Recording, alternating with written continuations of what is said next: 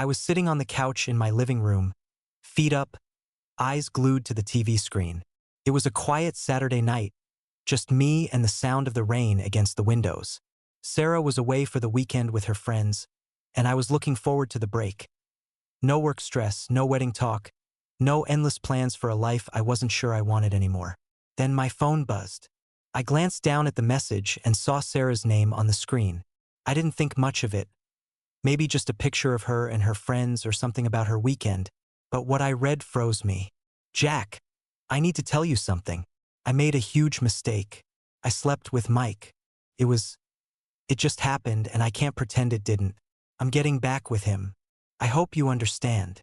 I stared at it for what felt like an eternity, my thumb hovering over the screen, not knowing if I should reply at all. But I did. My mind couldn't catch up with the weight of what I was reading. So I just typed, "Thanks." I didn't feel anything when I hit send. No anger, no sadness, just emptiness. Like the wind had been knocked out of me, but there was no air to breathe in the first place. I dropped the phone on the couch beside me and rubbed my eyes, trying to make sense of it all. But there was nothing to make sense of. She was gone. My fiancée, the woman I'd been planning a future with, had chosen someone else. She wasn't just leaving me for him. She was taking the life we'd built together and throwing it in the trash. I felt something twist inside my chest, but it was so far away, it didn't matter. I immediately went to my bank app, canceled the automatic payments on the engagement ring. No point in paying for a symbol of a future I wasn't going to have. That $10,000 was out of my hands now. A part of me wanted to text her back, ask her how long she'd been planning this, if she ever really loved me. But I couldn't. What was there left to say? Instead, I opened my email and sent her a message. The arrangement to pay for the ring is canceled. I won't be making any more payments. It's your responsibility now. I felt nothing as I hit send. And then it hit me, this was it. The engagement was over. The life we'd planned was over. It wasn't just the ring. It was everything. I leaned back, closing my eyes, trying to let the shock pass. But it didn't. Instead, I got up and started going through the apartment, making a list of what I needed to do next. First, my apartment. She didn't have any legal claim to it anymore. I was done. And this time, I wasn't going to let anyone else take anything from me. I opened the door to the guest bedroom, the one Sarah had turned into her space, and just stood there for a second, staring at the empty shelves, the bed she used to sleep in, the suitcase she had left behind. It was all hers, all the things we'd planned for. But now, felt like I was staring at a ghost. I had already called the bank and canceled the automatic payments on the ring, but the reality was sinking in. I wasn't just losing her. I was losing everything we'd worked toward, everything I thought we'd build. My phone buzzed again, another email. It was the jewelry store, the one where Sarah had picked out the ring. I tapped it open, knowing it was bad, but I hadn't been prepared for this. $80,000. That's how much I owed now.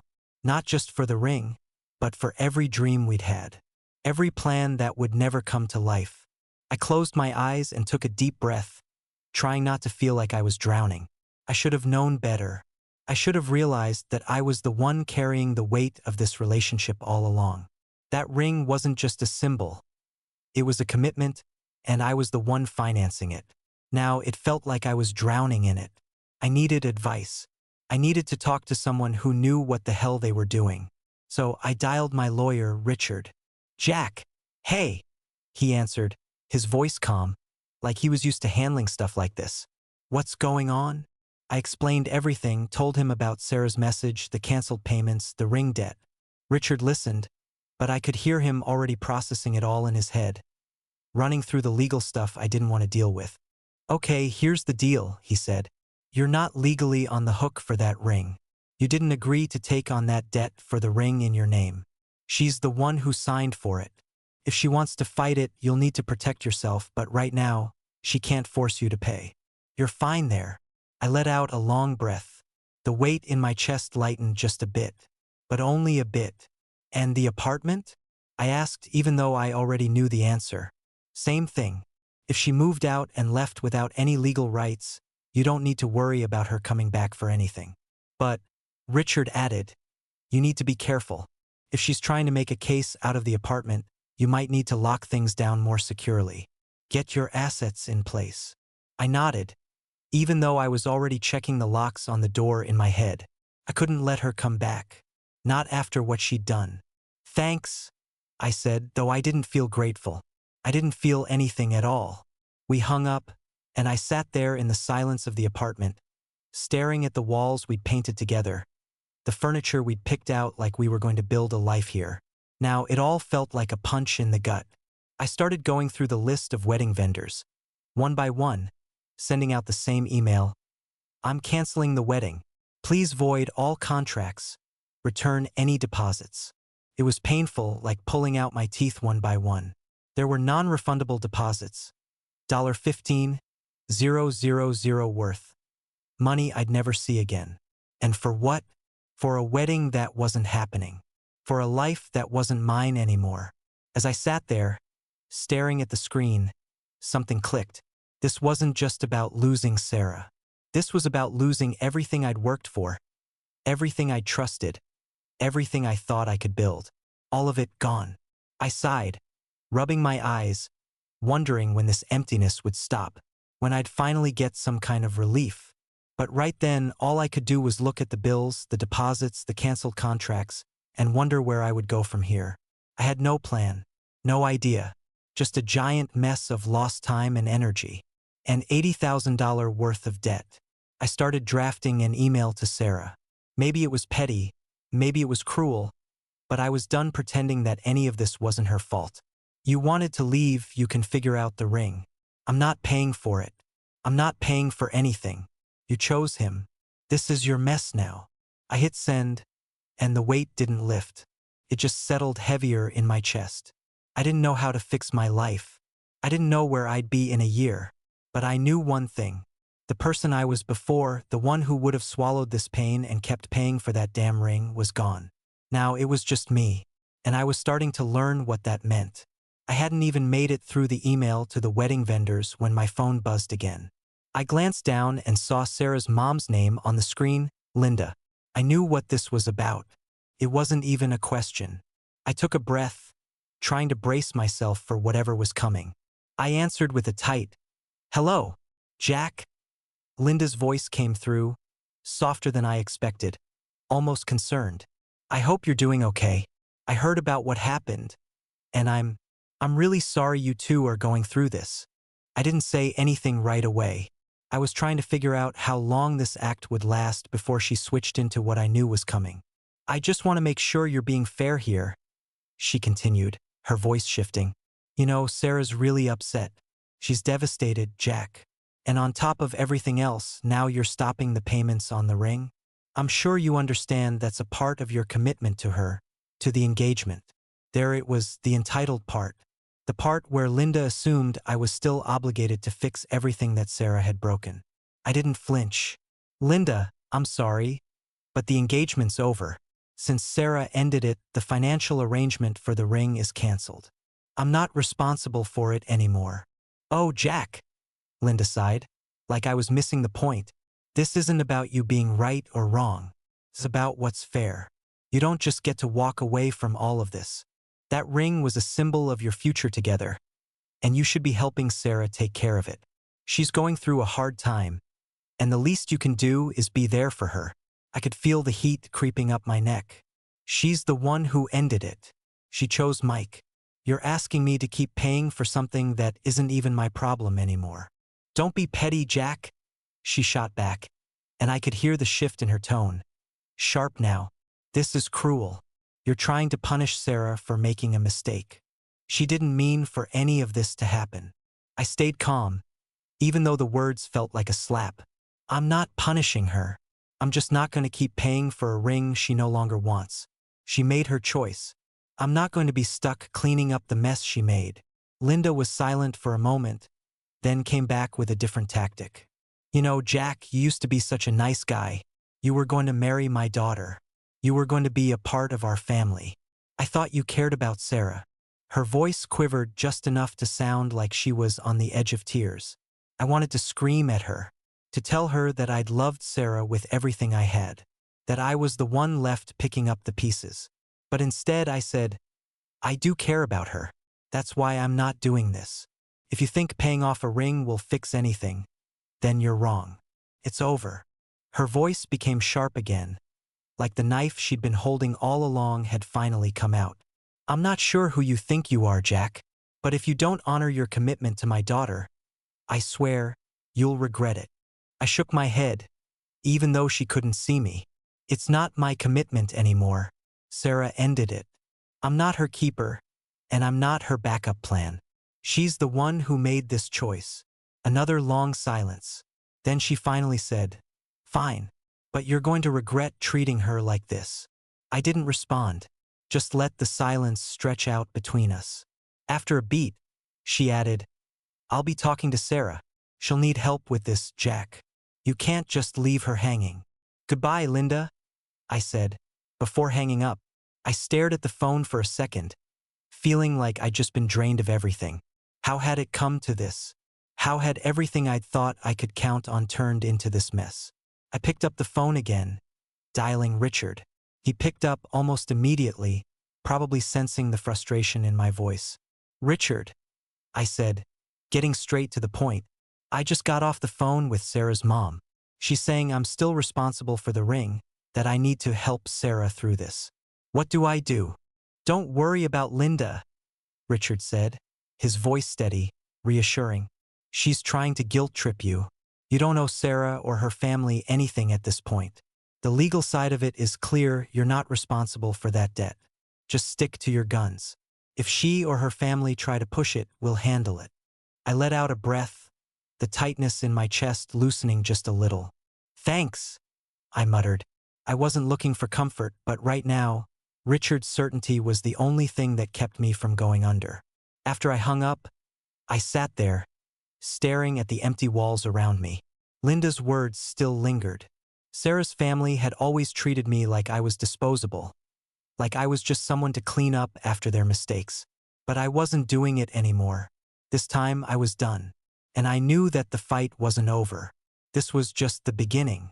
A few days later, I was sitting on the couch, my mind drifting through everything I still needed to deal with. Canceling appointments, figuring out what to do with the apartment, the mountain of debt Sarah had left behind. I had just started to shut it all out when my phone buzzed on the coffee table. I picked it up without checking the name. It was Emma. Jack, she snapped as soon as I answered. What the hell is going on? Why did you stop paying the ring bill? I leaned back against the couch, running my fingers through my hair. I wasn't in the mood for this, because Sarah broke off the engagement. She moved on with Mike.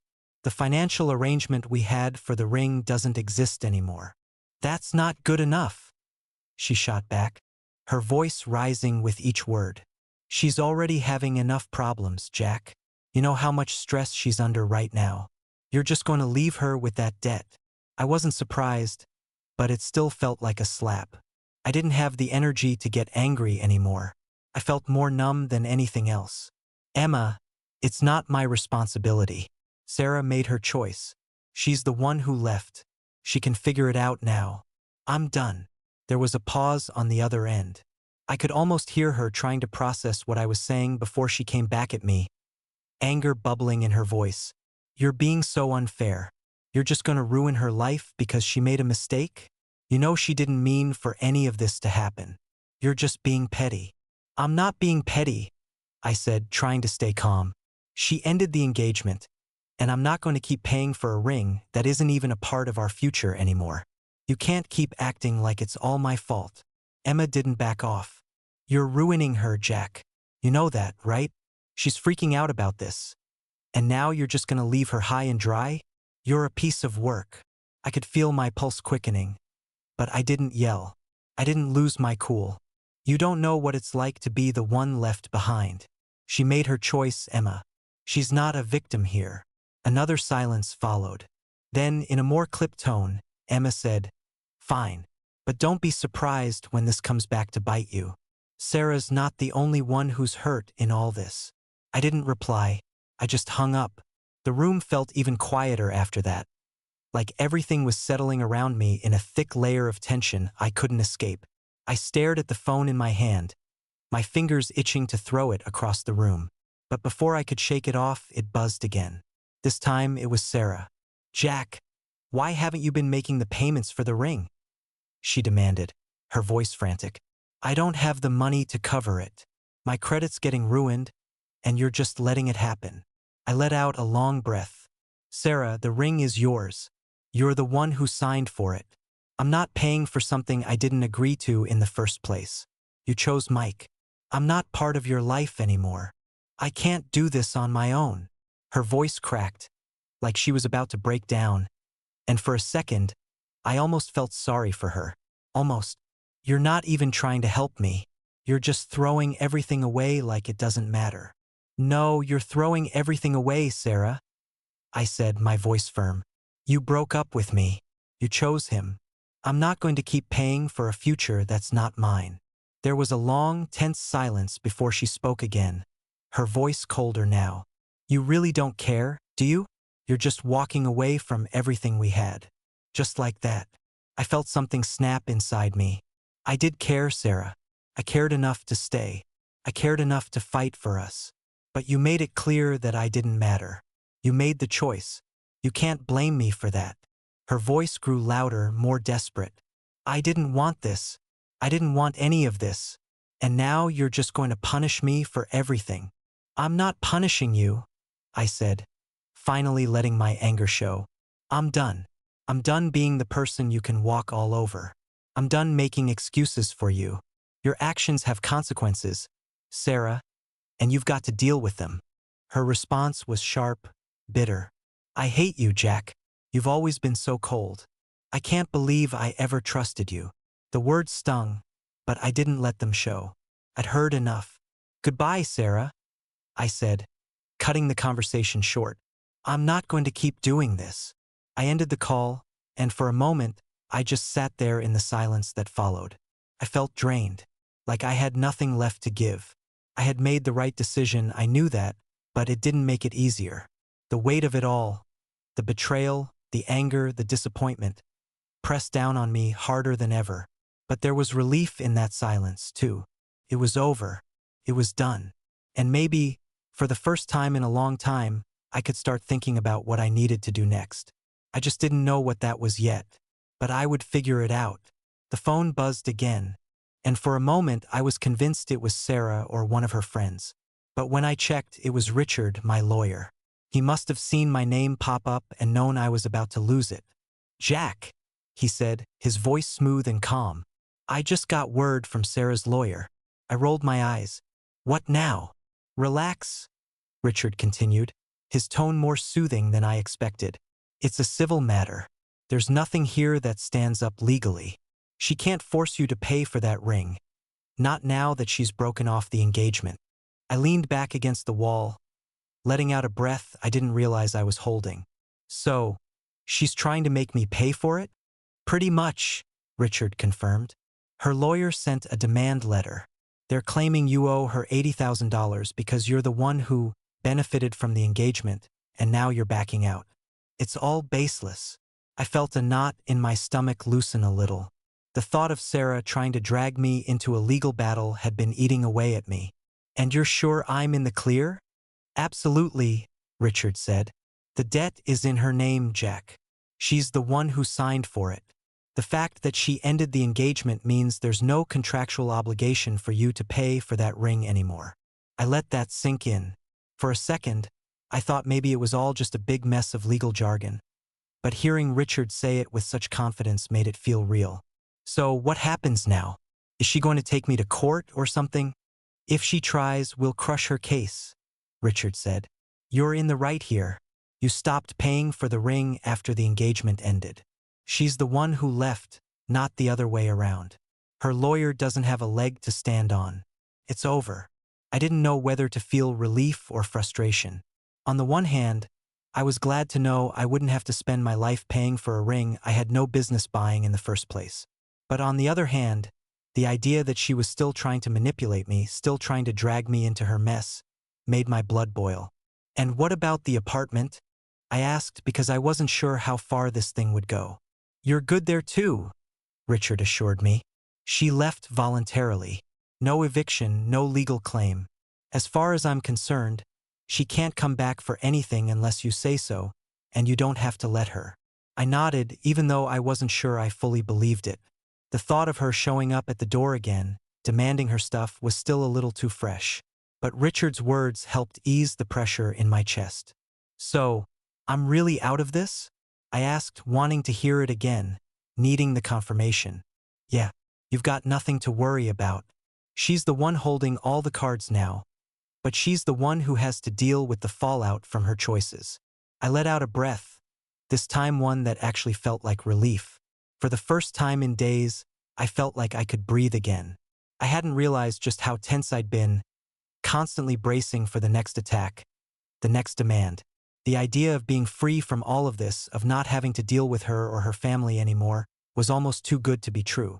Thanks, Richard, I said, trying to keep my voice steady. I really appreciate it. No problem, Jack. Just make sure you keep all the documentation. If anything else comes up, we'll handle it. I hung up and sat there in the quiet of the apartment, my phone still in my hand. It wasn't over, not really. I knew Sarah wouldn't just give up. I could already hear her blaming me to whoever would listen, trying to paint me as the bad guy. But at least now I had the law on my side. I pushed myself up off the couch and walked over to the kitchen, grabbing a bottle of water. I took a long drink, letting the cold hit the back of my throat. It wasn't the relief I'd expected. I still felt like a wreck, like someone had taken a bat to my chest and left me to figure it out. But there was something different now. I wasn't drowning in it anymore. I wasn't trapped. I didn't have to keep cleaning up her mess. I didn't have to keep paying for the dream she had left behind. The weight I'd been carrying for so long was starting to lift, just a little, and I could almost taste what freedom felt like. I wasn't going to pretend it didn't hurt. I wasn't going to pretend I wasn't still angry. But I was finally starting to feel like I had a chance to rebuild, to move forward.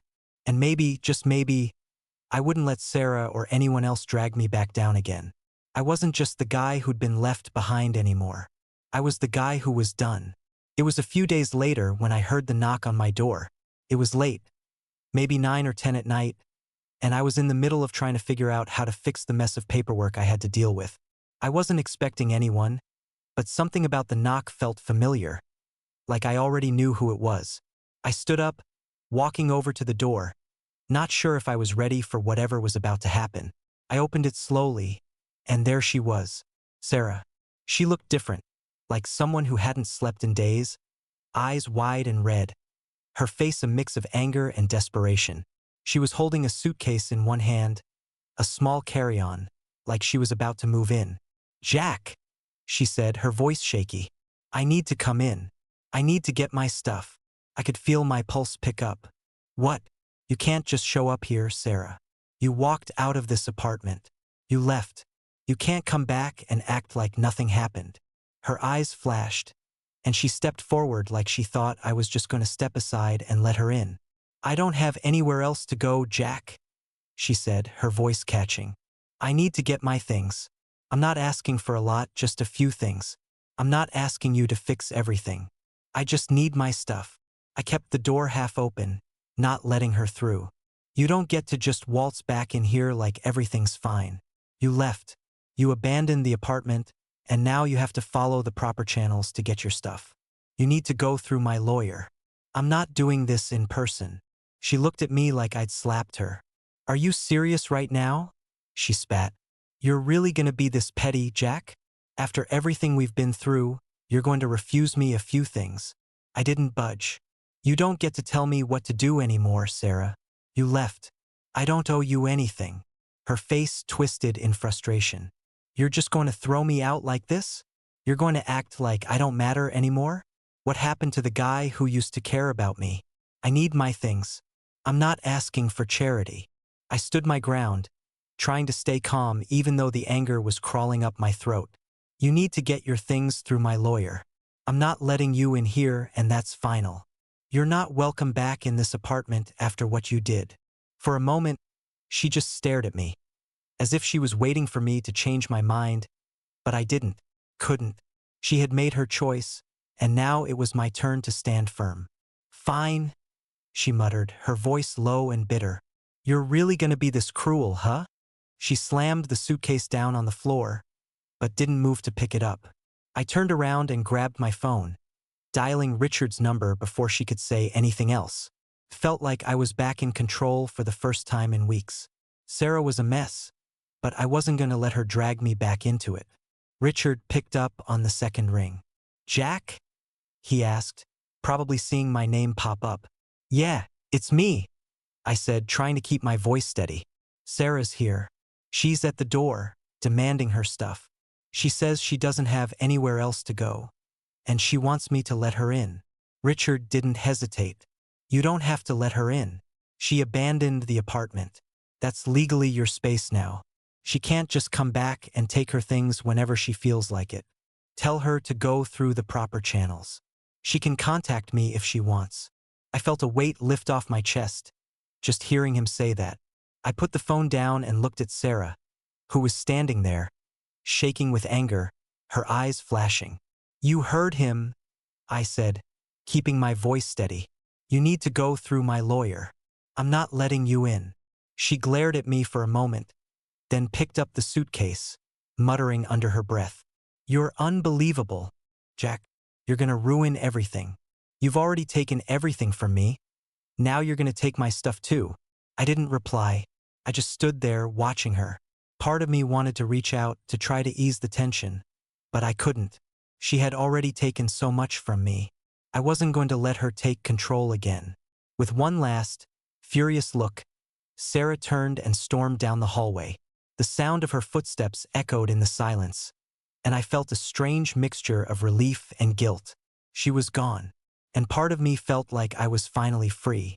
But another part of me, maybe the part that had cared for her, felt that old tug of regret. Couldn't go back. I couldn't pretend any of this hadn't happened. I closed the door behind me, leaning against it for a moment. I didn't want to feel guilty. I didn't want to let her manipulate me anymore. But I couldn't help it. The silence that followed felt so final. I had made the right decision. I knew that, but it still hurt. It was a couple of days after Sarah had stormed off that I heard another knock at the door. This time it wasn't Sarah. It was the sound of authority, 3 police officers standing on the other side. I opened the door, and immediately one of them said, Are you Jack Lambert? Yeah, that's me, I replied, already sensing where this was going. Ma'am, one of the officers called out, stepping aside to reveal Sarah standing behind them. She looked just as frantic as the last time I saw her, clutching a bag in her hands like she was ready to fight her way in. She claims you've illegally evicted her, the officer continued, glancing at me with a neutral expression. I exhaled, but kept my cool. I wasn't about to let this turn into another scene. I haven't evicted anyone. She left. I didn't make her leave. Sarah, standing behind the officers, immediately jumped in. You know damn well I didn't leave. You locked me out. You changed the locks on me, Jack. I have nowhere else to go, and you're just going to leave me out here like this. I took a deep breath and motioned toward the door. Look, you're going to need to take this up with my lawyer. I legally changed the locks after you left. You abandoned the apartment, Sarah. You ended the engagement. I don't know what else you want me to say. The officers looked at each other. One of them stepped forward and raised his hand. Do you have any documentation to back up what you're saying? I nodded and stepped back into the apartment, reaching for the folder of documents I'd kept. Proof of the lease, the lock change, and the official notice of abandonment. I handed them over to the officers, who quickly skimmed through everything. While they were looking over the papers, Sarah started shouting again, her voice getting louder. This is bullshit, Jack. You're just being malicious. You're trying to ruin my life, and I'm not going to let you do that. I stayed calm. I'm not trying to ruin anything. You chose to leave. You chose Mike. You can't just show up here when things don't go your way. The officer flipped through the papers and nodded to his partner. Everything seems to be in order. You're legally within your rights, Mr. Lambert. Sarah didn't seem to care. This is a damn trap. You don't even care about me. You just want to see me suffer. You're a monster. Her words were sharp, but they didn't land. I had heard them all before, and I wasn't going to let them break me anymore. I looked her in the eye. I cared enough to give you everything, Sarah. I cared enough to try. But you didn't want any of it. You chose him. You're the one who walked away from this. She stepped forward like she was about to lash out, but the officer quickly put his hand on her shoulder, stopping her. Ma'am, you need to calm down. If you want to retrieve your belongings, you'll have to go through the proper legal channels. You cannot enter the apartment without permission from Mr. Lambert. The words hit Sarah like a slap, and for a moment, she just stared at the officer, completely thrown off. But then, the anger returned, stronger than ever. This is ridiculous. You're all just letting him get away with everything. I can't believe this. One of the other officers spoke up, more forcefully this time. Ma'am, we're not going to stand here and argue. You need to follow the process. You can't just force your way into the apartment. I could see the rage on Sarah's face, but it was like watching a storm that had finally run out of wind. The fight left her, and she slumped back, shoulders drooping in defeat. She turned on her heel, her suitcase still in hand, and stormed off down the hall, not looking back. I watched her leave, the tension in my chest finally releasing, but there was no joy in it, no victory, just the strange, hollow feeling of relief. The kind of relief that came with knowing the fight was over, but also knowing it would linger in ways I couldn't yet understand. The officers stayed for a moment longer, making sure everything was settled. After confirming that Sarah had left and that the situation was under control, they left, but not without giving me a nod of approval. You're in the clear, Mr. Lambert. Just make sure you keep everything documented in case anything else comes up. Thanks, I said, closing the door behind them. I stood there for a minute, letting the silence of the apartment settle in. I felt strange. Part of me wanted to feel some kind of satisfaction, but it wasn't there. All I felt was tired, exhausted, really, but something else too. I was done. Finally done with the drama, the manipulation, the blame. It was over. I didn't let myself think about Sarah anymore. Not for a second. She had made her choice and I had made mine. The apartment was mine again, and the silence felt like a small victory, one I was going to hold on to, no matter what came next.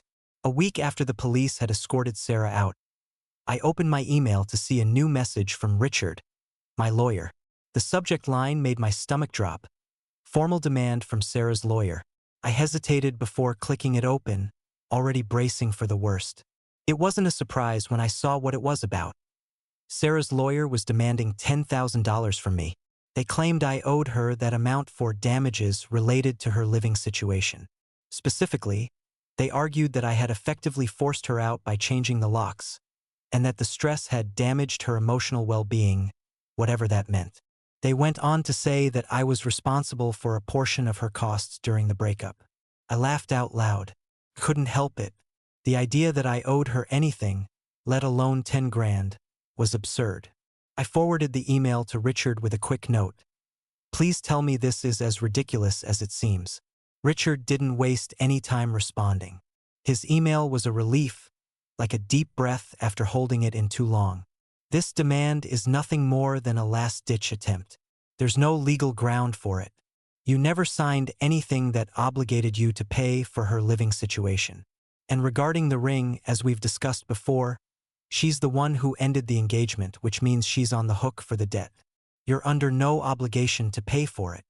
I read his words several times, the tension in my chest easing with each sentence. I wasn't just in the right, I was completely in the right. I didn't have to worry about any of this.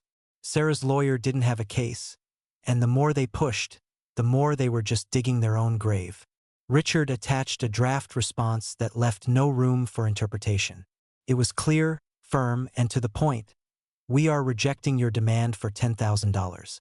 Any further attempts at claiming damages will be considered frivolous and will be met with appropriate legal action. I hit send without thinking twice. A few days passed in silence, but it didn't last long. My phone buzzed with texts from mutual friends. Some of them were concerned about Sarah, asking if I had heard from her. One of them, a guy I'd known for years, even mentioned that Sarah's financial situation was falling apart. I think she's behind on payments for the ring, he said. I heard she might be late on her rent too. I don't know if she's in trouble or just refusing to face it. Another friend mentioned something about her having trouble keeping up with the new life she was trying to build. She was out there, dating Mike, acting like she had it all together, but everyone who had seen her lately was starting to realize it was all a front. I tried not to care. I really did. But as much as I told myself I was done, it was hard not to feel a little bad. Sarah had been a part of my life for so long. Even after everything that happened, I didn't want to see her fail. I didn't want to see anyone struggle, no matter how much she'd hurt me. But then again, I couldn't ignore the fact that this was all of her own doing. The mess she was in now, that was her problem. She had made her bed when she walked out, when she threw everything away with Mike, when she didn't even think about the consequences of her actions. I sat back and let it all wash over me. The guilt, the pity. It was hard to shake, but I knew I wasn't the one who put her in that position. I had given her everything I had. I had loved her with everything I was. But she'd chosen a different path. And now she was dealing with the fallout. I could feel the anger start to return, sharp and bitter. No matter how much I tried to be calm, no matter how much I told myself I was doing the right thing, the emotional weight of it all was starting to wear on me. I had to keep telling myself that walking away from her, from all of it, was the best thing I could do. For me. I heard from Richard again a few days later. Sarah's lawyer had officially backed down.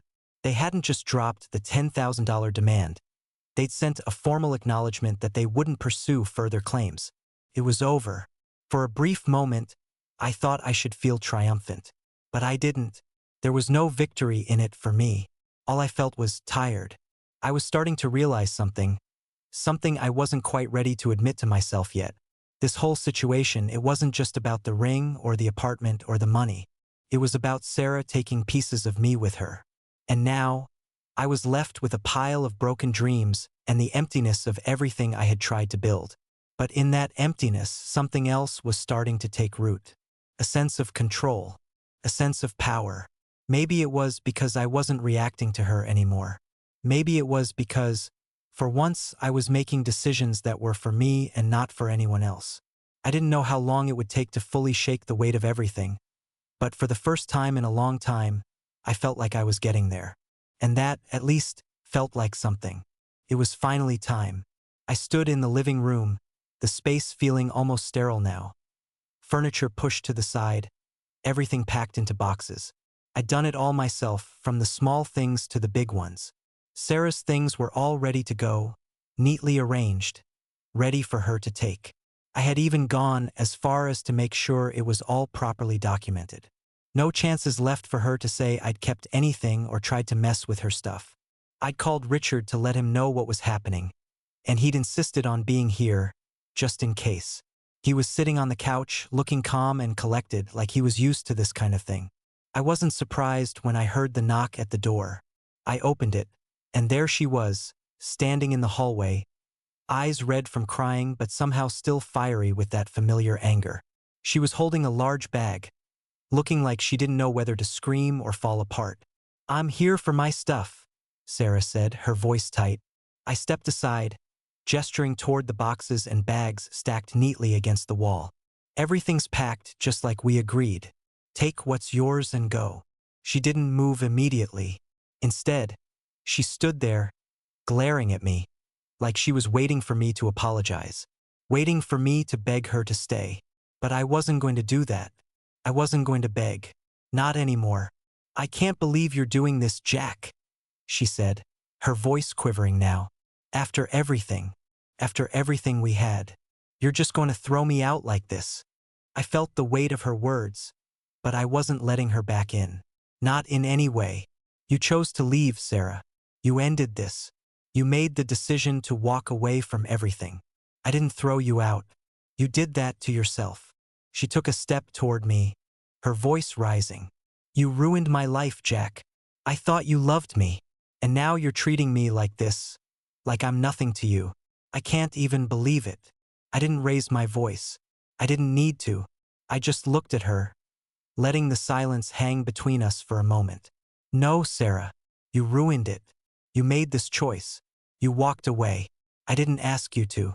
You're the one who decided you'd rather be with someone else. The anger in her face shifted. For a second, it looked like she might cry. But then she straightened up, grabbed the first box from the stack, and shoved it into the suitcase. Fine, she said, but I could hear the edge in her voice. I'll take what's mine and I'll leave. I don't even care anymore. I didn't say anything as she moved through the apartment, taking her things, her movements sharp and quick, like she wanted to get out as fast as possible. She grabbed the last box and turned to me, glaring once more. This is all your fault, Jack. You're going to regret this. She paused, then added, You really think you're better off without me? You'll see. You'll see what happens when I'm gone. She didn't wait for a response. She turned, walking quickly toward the door, suitcase in hand, box under her arm. As she passed through the threshold, she gave me one last look, this mix of contempt and sadness. And then, without another word, she was gone. The door clicked shut behind her, and I stood there for a moment, just listening to the silence. Felt different now, thicker somehow. The weight that had been hanging over me for so long years really was finally gone. I felt a strange mix of relief and something else. Maybe it was sadness, maybe guilt, maybe just the finality of it all. But I knew deep down that I had made the right decision. I had done the right thing for me. Are you good? Richard's voice cut through the silence. I looked over at him, and he gave me a nod, his expression neutral but supportive. Yeah, I said, breathing out slowly. I'm good. I walked over to the window, watching Sarah's figure disappear down the hall. I didn't feel any desire to chase after her. I didn't even feel anger anymore. Just empty. And in that emptiness, there was peace. It was over, and that was the only thing that mattered. I turned away from the window, feeling a shift inside me. A new beginning, or at least the possibility of one. The apartment felt like mine again, but it felt different. Less like a place where memories were made and more like a place I could now reshape into something that was just for me. It wasn't going to be easy, but it was going to be mine.